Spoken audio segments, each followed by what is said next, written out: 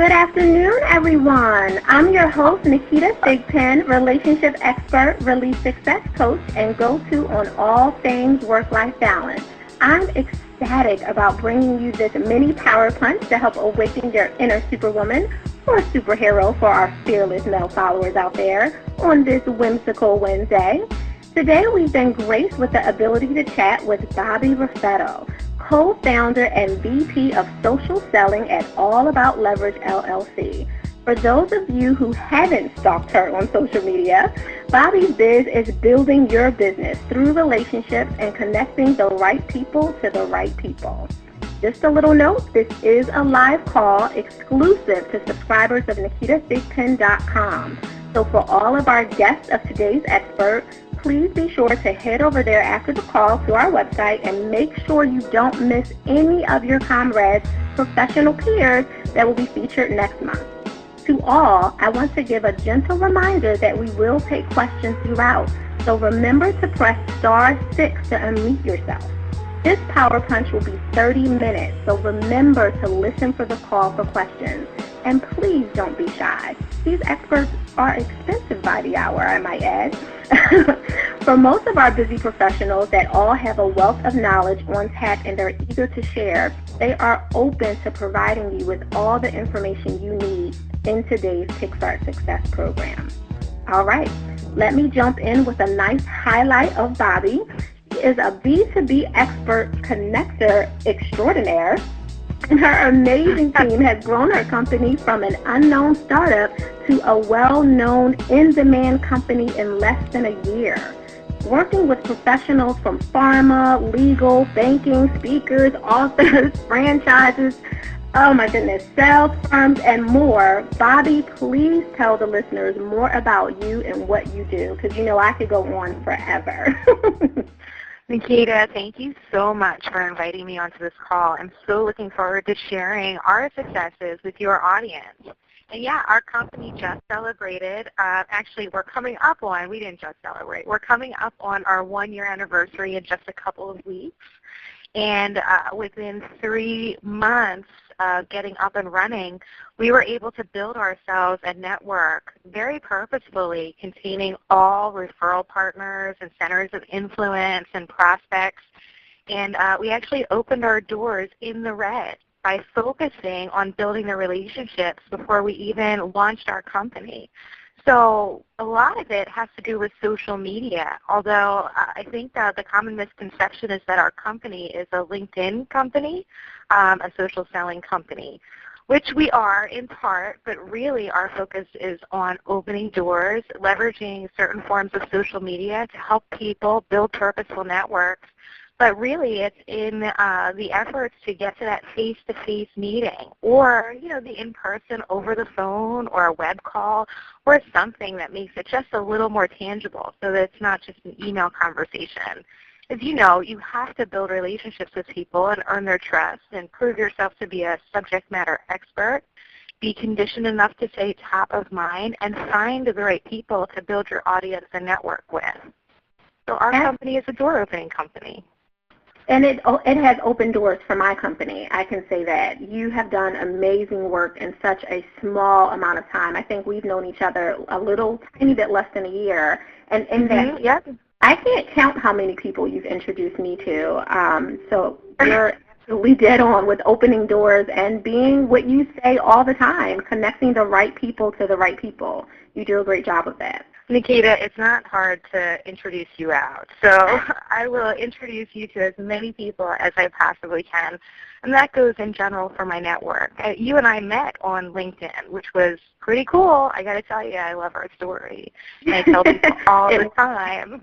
It was an interesting story, and we definitely will be talking about that as we go on, because I know I had such a reaction, which was amazing when we met, but I'll make people wait for that. So, Bobbie, you've grown incredibly fast, like extremely fast. What do you feel like is the number one challenge you've had in your business so far with all this growth that you had in such a small window of time? Honestly, and people laugh all the time when I say this, but the biggest challenge was growing faster than we had anticipated, which actually is one of the biggest reasons that companies shut down.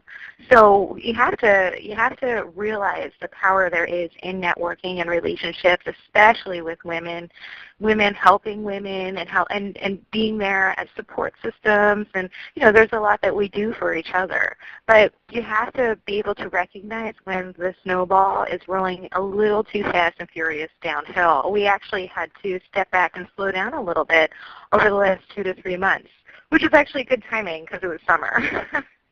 Well, you know what? Waiting lists are sexy, too. I say that all the time to my strategic planning clients. It's okay to say no. It's all right to let people know you're booked out for the next 3 months. One, they get to understand that you're not just, desperately waiting, panting, by the phone for their phone call. You have a business to run and things to do. And two, you have to infuse your own balance. And that's not even a true, although technically it is kind of a small plug for my business. That is the reality. You have to make room for the growth by making sure that you take time out for yourself, for your business partners, and for your team. No, you're right, and honestly, Naketa, you definitely keep me in check, so thank you for that. I appreciate it. You're welcome. Small plug, small plug.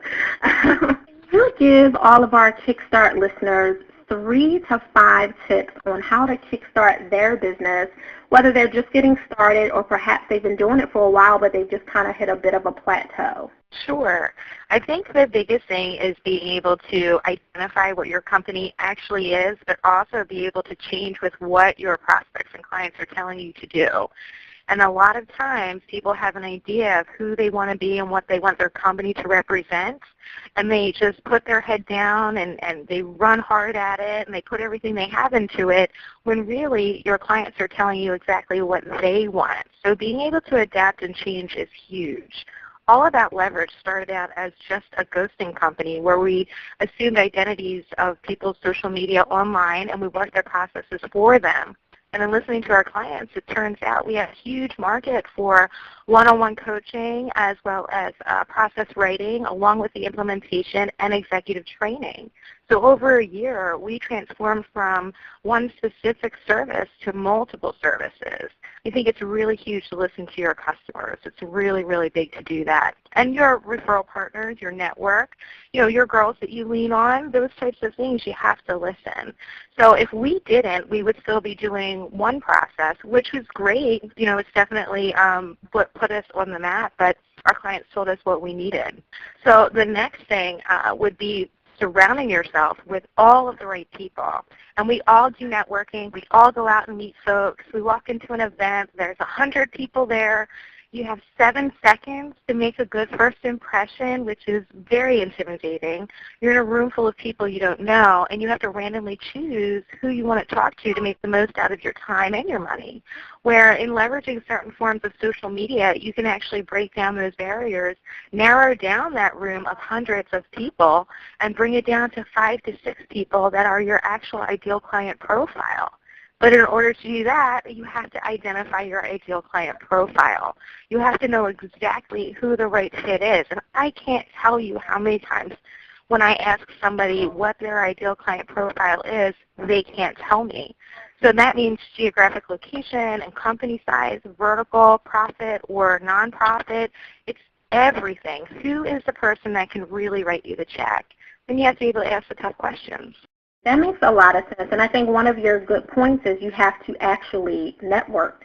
If you're not meeting people, and I know part of what you talk about a lot, especially in your workshops, and you go in-depth in the workshops that you offer at the Pyramid Club in Philadelphia for all of the local listeners, you really talk about taking things offline. And yes, meet with people socially, connect with them, build relationships, have virtual phone calls, but invite them out for coffee and really get to know who they are. And if you're not networking, then you're not growing your business. No, yeah, you have to network, but you have to network purposefully. It can't just be random networking. We are all worth too much. Our time is too short for us to be going out and trying to bump into the right people accidentally. So networking is huge, and it's not just an online thing, and it's not just an offline thing, but there's nothing like a handshake, looking at somebody right in the eyes, reading body language, and being able to show your style at the same time. There's nothing like it, and nothing can replace it. Absolutely. So tell everyone who's listening, before we jump into the questions, because I know people are eager and I see the lines blowing up, who do you work best with, and how have you been able to identify your client profile? I'll be honest with you, my ideal client profile had shifted over time. So we started out working with mostly solopreneurs, or maybe that single partner in the firm, or the one VP of sales who wanted kind of the secret weapon. So it was very individualized. But in listening to our clients, we found out that those services, the additional services we could offer, would encompass almost every single demographic out there. So our ideal client profile actually depends on the type of service we're trying to provide. And in providing the 4 different services that we have a different client profile for each of them. But that was a result of trial and error, figuring out which ones had the right number of folks on the sales team, which ones were big enough to bring us in, which ones were too small to bring us in. It's really taking a look at the data, but in building a purposeful network by leveraging social media platforms like LinkedIn, you can determine that really quickly. You can determine it within a matter of months before your sales cycle even ends. Which I would encourage everyone who is local enough to come to the workshops at the Pyramid Club. I know I'll be there all day Tuesday on September 23rd, getting my etiquette on with LinkedIn alone to really register for your workshops, because you go in pretty deep. It's not overwhelming. It's just such an expansive amount of information in such a short amount of time that should be common sense, and none of us knew those little secrets, and you kind of tell it all, which is awesome. Well, you know what, Naketa, I've made every single mistake. I've done it all wrong, and I've figured out all the right ways to do it. So that gets folded into our process, and we go over what's wrong and what's right, and what's effective and what's not effective. And it's not a cookie cutter. It's going to vary for everybody, but there are certain wording and verbiage that you can use that will help you get through the doors faster. Absolutely, which you've taught me some of those secrets, and I won't be sharing with anyone except my own clients. They have to come to you directly to get your own. So let's open it up for questions. Anyone who is on the line, and there are quite a few of you, who would rather hold on to about $400 an hour and jump in and ask your questions to Bobbie now while you can, I advise you to unmute yourself. If you're on mute, just push *6. You got about 30 seconds to jump in and ask your question. Are you all being shy? If you are, it's okay. We have email questions that I can jump in with as well. Hi. I have my own. I'm saving some money, some consultation hour money. Hi, Naketa? Yes. Hi, this is Monique. How are you? Hi, Monique. Welcome. Thank you. Hi, Bobbie. It's really great to Hi, Monique.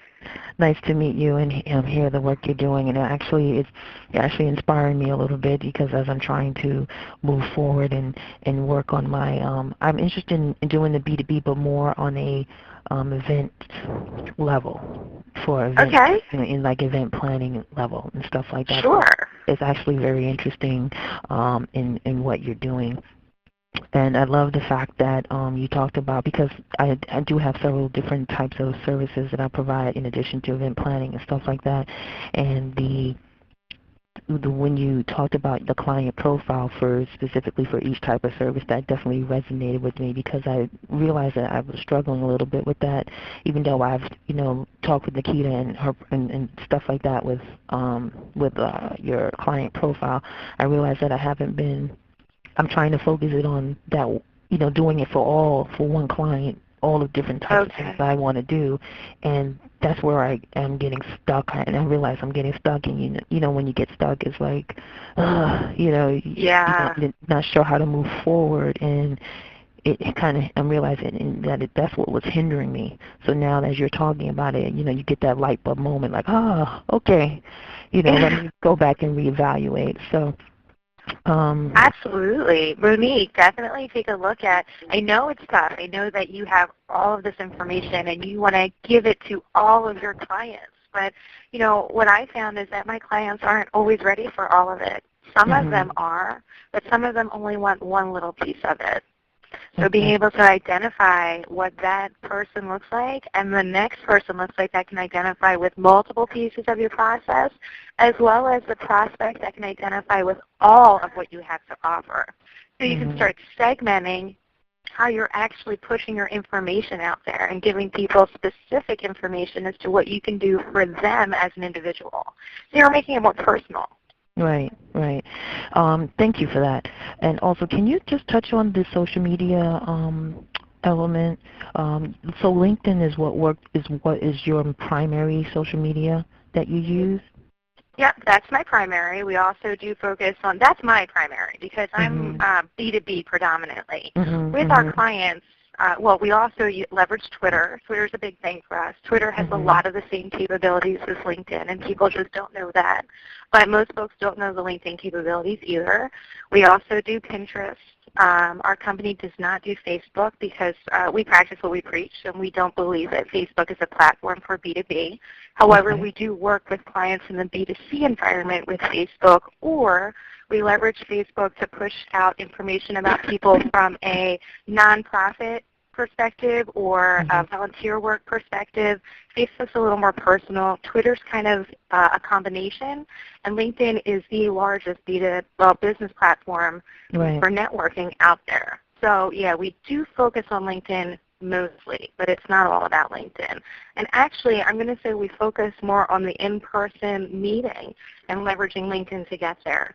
But if you are interested in building a purposeful network containing just your referral partners, centers of influence, and prospects, then LinkedIn is the place to be. Okay.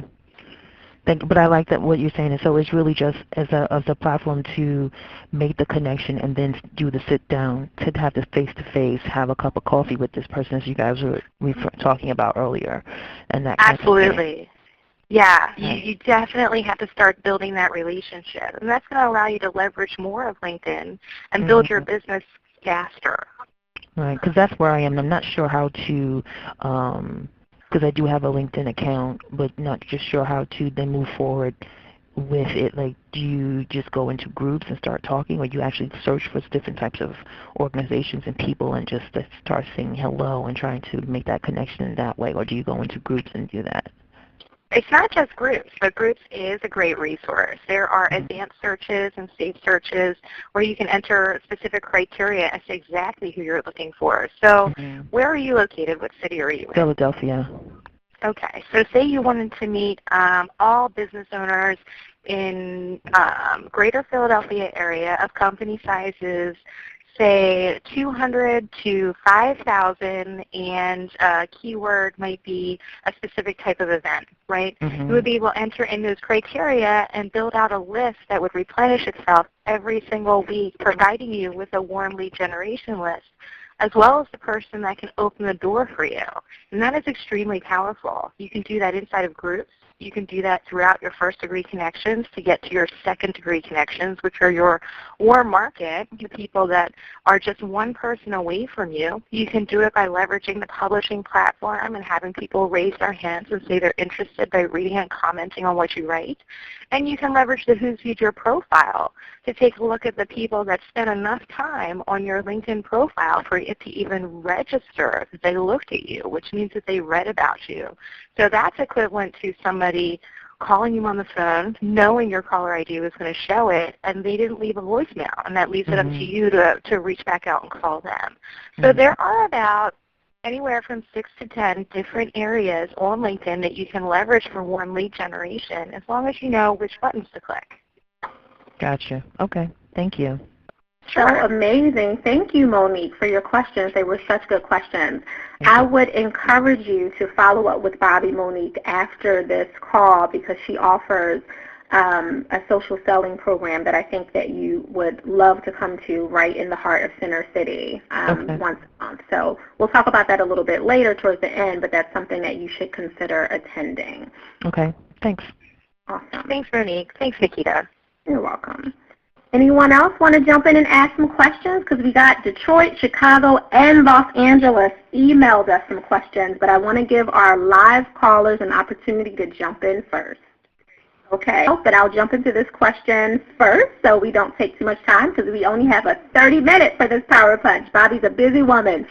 All right, Bobbie from Maximil from Detroit, Michigan, she wrote in and said, Bobbie, I offer social media ghosting services as well, and I struggle with standing out from my competition. How do you differentiate yourself in the market? I want to be different, but not so much that people don't know or understand what I offer. Okay, that's a difficult question only because I'm not sure what your ghosting services are. A lot of the time, ghosting services need content marketing, which is great across multiple platforms. Some companies will do it up to 30 platforms, and just pushing out content at the time of day when actual followers of your clients are online. I know our company differentiates itself in our ghosting process in that we actually do direct outreach for warm lead generation, meaning we narrow down and we find your ideal client profile and we reach out to them as you on your behalf in an effort to get them to meet with you. So we take everything out of the selling process except for the actual sale.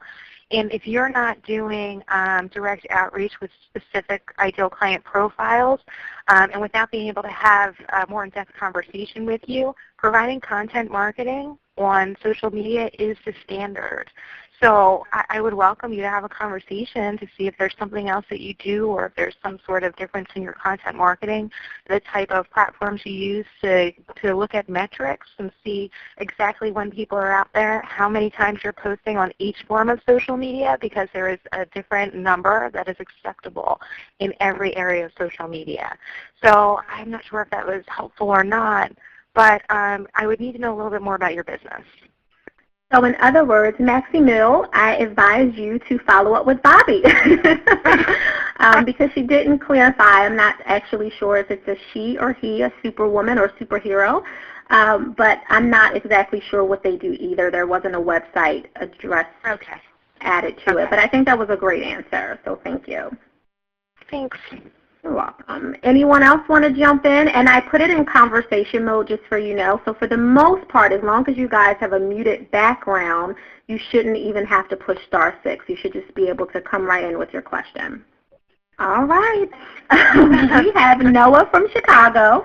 Noah emailed and said, Bobbie, I went through your website and you do a lot. Bobbie, that's in quotations.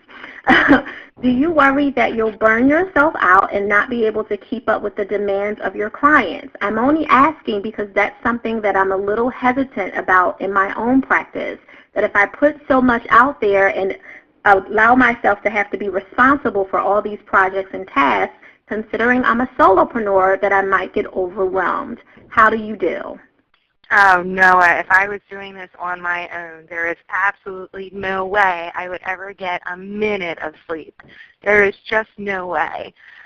Being a solopreneur, I think the challenge for you would be really focusing on a niche.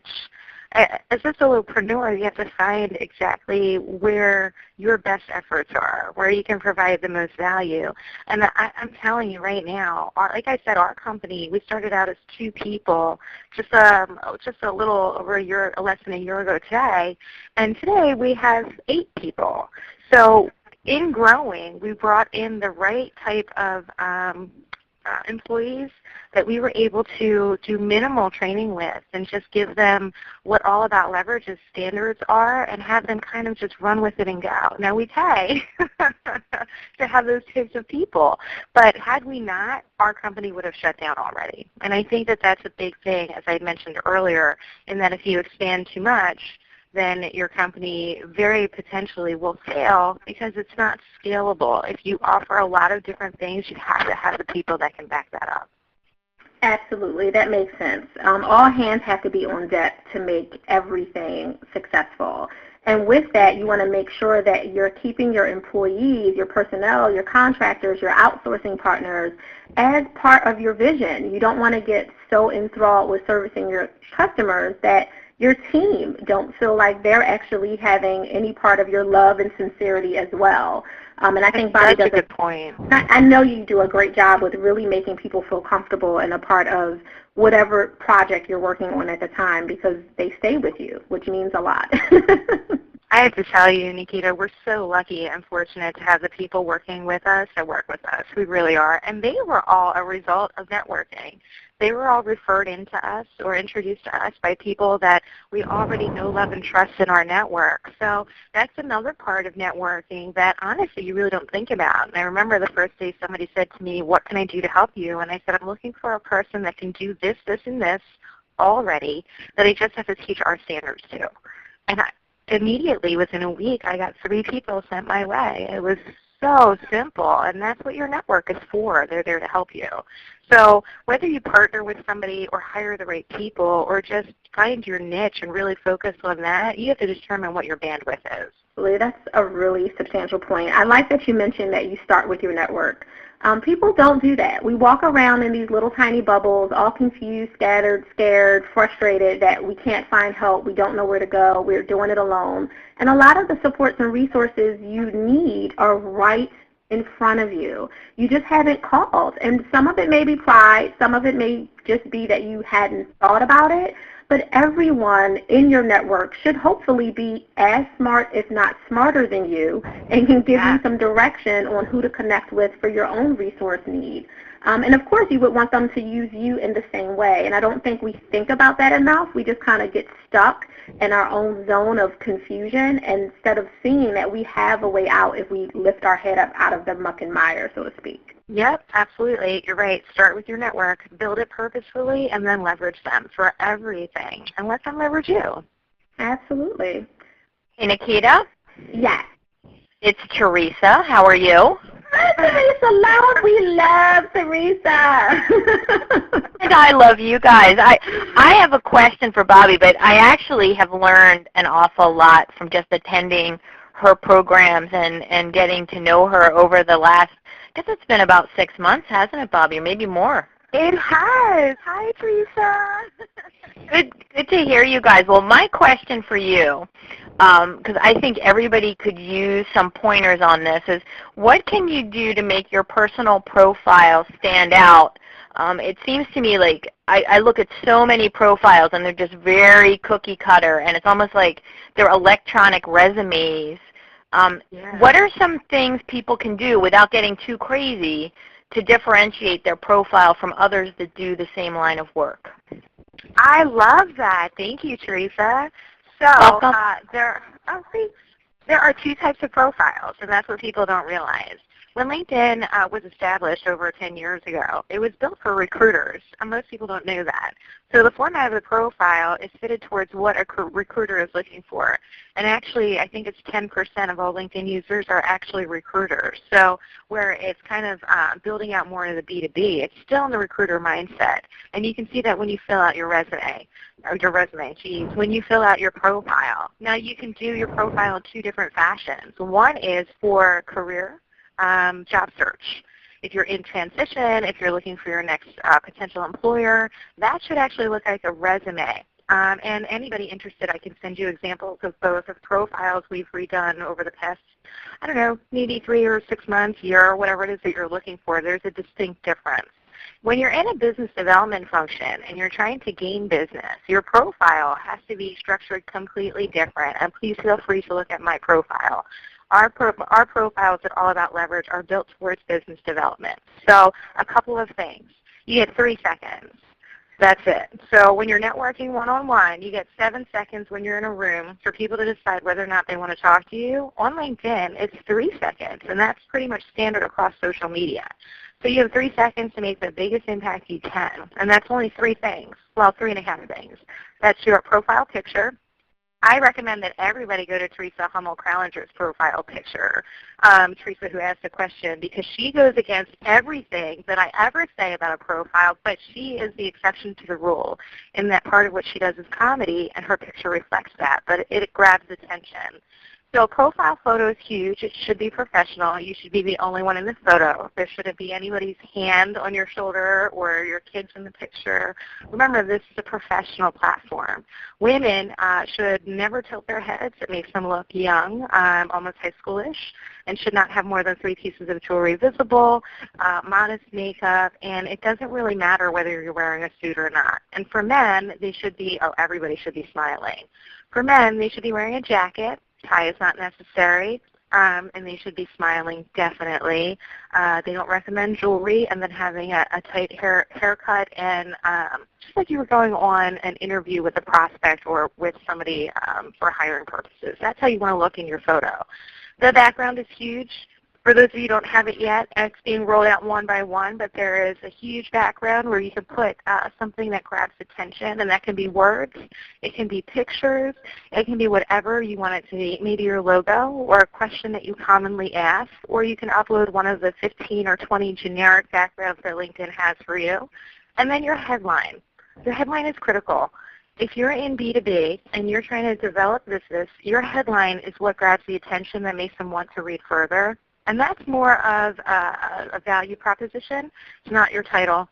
It's not your company. It's not VP of Sales at XYZ company. It is what you can do in that limited character set that would make people want to scroll further. If you look at my profile, it pretty much says, my headline pretty much says, I'm going to make you money. We're going to build a purposeful network, open doors, and maximize client acquisition. So everybody wants to read further down if it says, I'm going to help you build your business.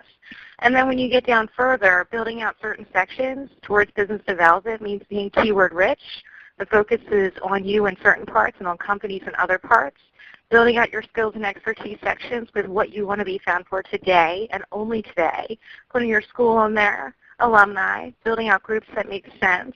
Your experience, it's a section that's built out about your companies and not about you. That's the difference in the resume. And the business development portion of a profile. So it does depend on what you are doing, but you want to definitely grab the attention immediately, and that's photo, headline, and background.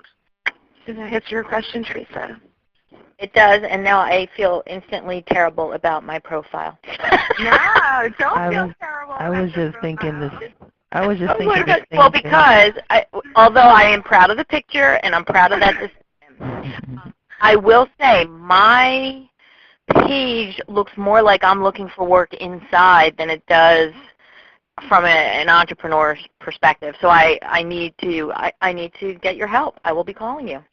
Oh, great. No, you're right. It does look a little kind of like in the middle, like you're not It sure does. looking for a job or It does. So we need to talk, my friend. But thank you for the advice. You betcha. Teresa, you are awesome, because as Bobbie was talking, I was having the same moment myself, like, wait, I thought I got it down, and she just gave more information. She just put things back. I can't take it.